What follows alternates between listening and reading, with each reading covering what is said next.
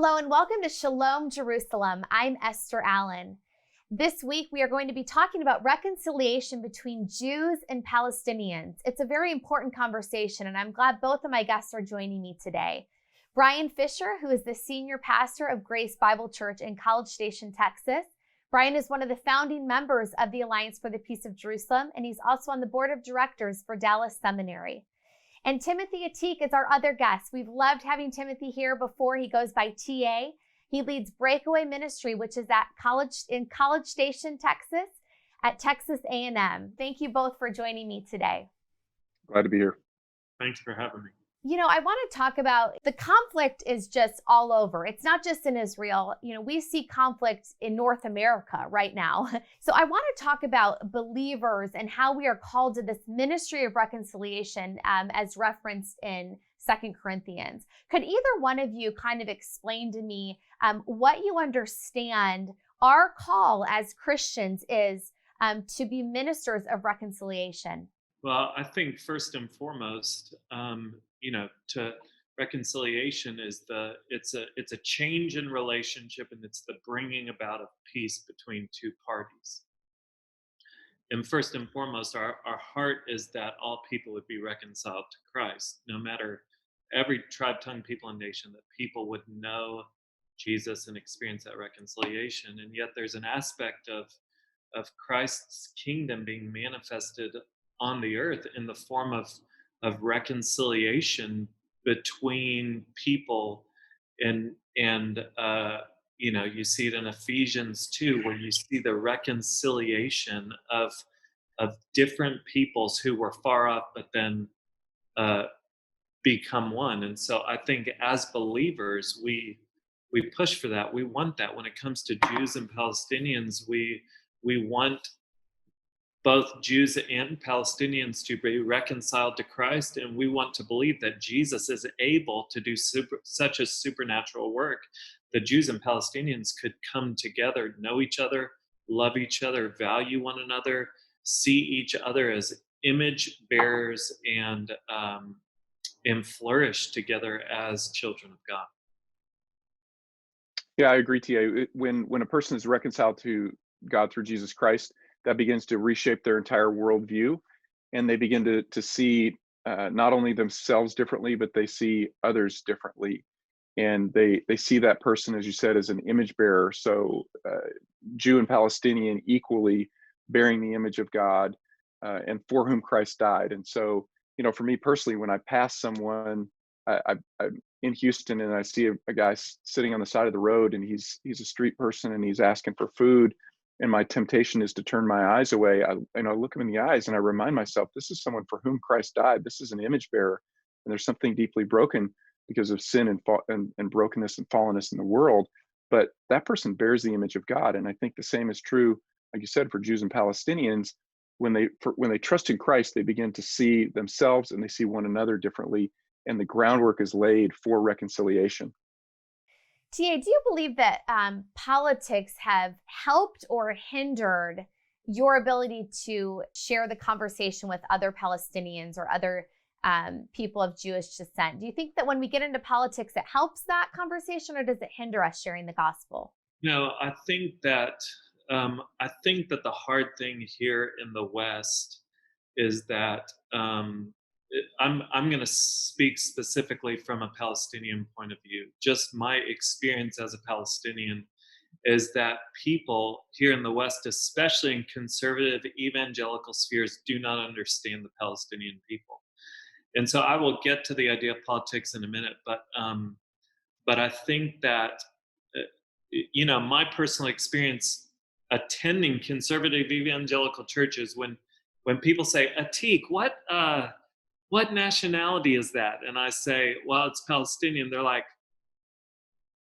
so tell us about Breakaway. And it's like, because they're like, okay, Jew, chosen person, Palestinian, terrorist. Like, I don't know what to do with your background. So they move on from it. And I think that unfortunately Christians especially have been unsympathetic to the Palestinian people simply because they view them as the opponents of Israel. I think we're politics hinders things is that you have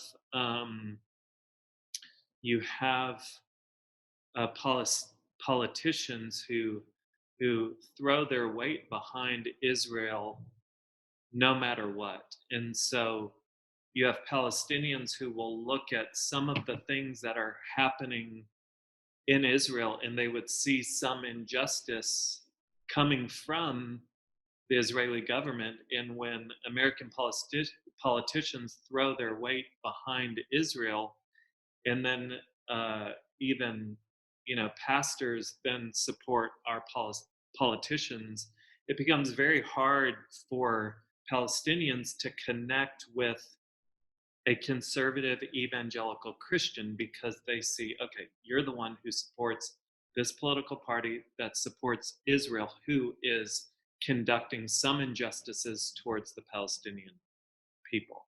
I don't know if I just made all those connections, but I'm just giving you a point of view that a lot of people in the conservative evangelical realm just don't have a framework for. It's important that we have these conversations. And Brian, I would love for you to kind of speak to that. Do you see Palestinians as the enemy? Or what is your view on what TA just said? Yeah, clearly I do not see Palestinians as the enemy. I see them as equally in need of Jesus Christ, as Jews who are atheistic or agnostic or completely secular. Same with the Arab populations, they need Jesus Christ. I think one of the challenges is for believers like myself who believe that the biblical covenant promises still apply to the nation of Israel. There's so many in the evangelical world that then look at the modern secular state of Israel uncritically, and we wouldn't do that for any modern secular state. We would evaluate them based not simply on biblical covenants. We would evaluate them based upon the law of the land and righteousness and justice and treating people fairly and that sort of thing. And so I think for evangelical Christians who want to say, yes, I believe in these biblical promises to the nation of Israel, and that the Messiah will return and he will establish justice and righteousness and fulfill his promises, we have to also be willing to look critically at the decisions of a modern secular state and say they may not line up always with principles of justice and righteousness. I think there's another deficit too for evangelical Christians, and that is our understanding of the history of the land. It goes from Genesis through maybe the book of Acts, and then after the destruction of Israel and the temple in Jerusalem by Titus in AD 70, we have this gap of our understanding of what's transpired on the land. Maybe up until 1948, we go, okay, the UN made a declaration and returned the Jews to the land, but we've got some gaps in our history of what's transpired on the land that so we don't have full information to even form, in a sense, our political opinions, let alone our theological opinions.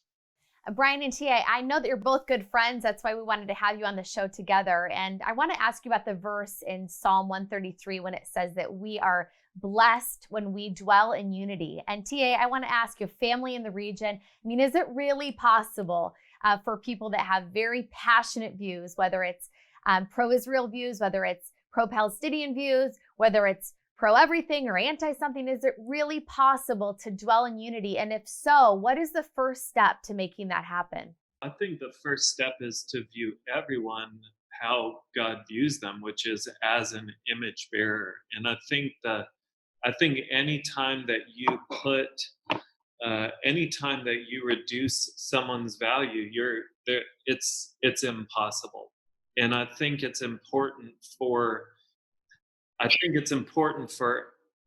both Palestinian and Jew to understand that you're talking about history and you're talking about family. So when evangelicals who really don't have a framework for the Palestinian people look me in the eye and they want to throw their support behind everything that Israel does, what they're negating is all of my family history.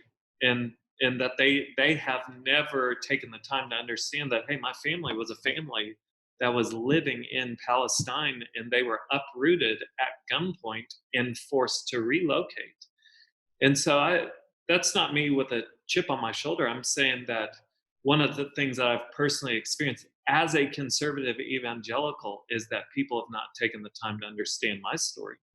And that becomes very difficult when we don't enter in. And for me to look at Jews and to say, hey, tell me about your family. Tell me about your history. Where has there been heartache? Where has there been heartbreak? Where have you experienced injustice in your own life? Because we might disagree on things, but we can also choose to value people's stories. And when we do that, man, we can love each other and we can agree to disagree, but knowing, hey, we are brothers and sisters in Christ and we value one another. Man, don't we as evangelicals sometimes have a tendency to put our hope and our faith and our trust in politics and in a political leader when really our kingdom is not in this world? And so thank you for that reminder. And just in closing, Brian, could you just speak to the listener right now and encourage us? How should we speak about all people in the land? What should our speech be like? What do we need to be sensitive about, aware of? And what should a Christian sound like when we talk about the Middle East? I think that TA nailed it. Maybe you're talking less and you're listening more, and you're asking people questions about their story. It's true of the conflict in the Middle East. It's true of the conflict between blacks and whites in the United States of America. It's the same issue. I come to that person respectfully, knowing that they're an image bearer and knowing that they have a history. And when I show them the respect of listening to their story and listening to their perspective, it opens up further dialogue and it builds trust.